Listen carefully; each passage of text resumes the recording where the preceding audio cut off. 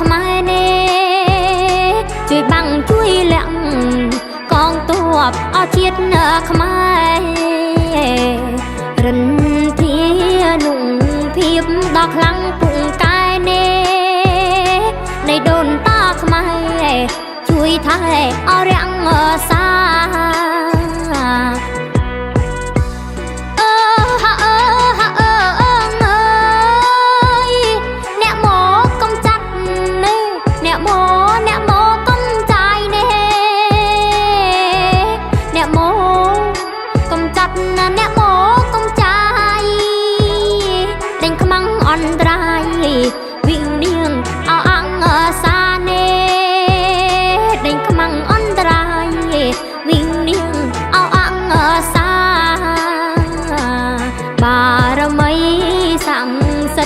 បពាំងដូនតានេះនៅតាមប្រាំងប្រា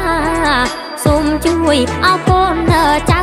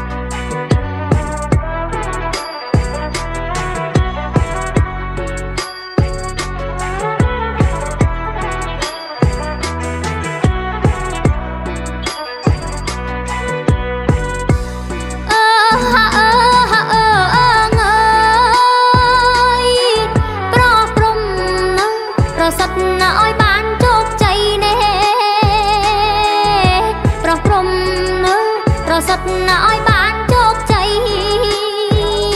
រក្សាទឹកដីពីពួងអោចោខ្មៅរក្សាទឹកដីពីពួងអោចោខ្មៅឈ្នះក្រុមល្បិញ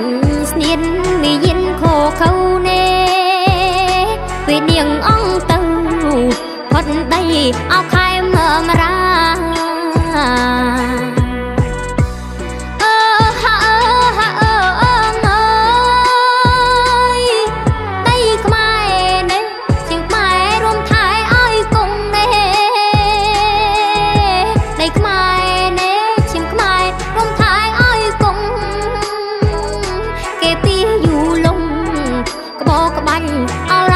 ចនានេះគេពីយូលំក្បោក្បាញ់អរញ្ញចនា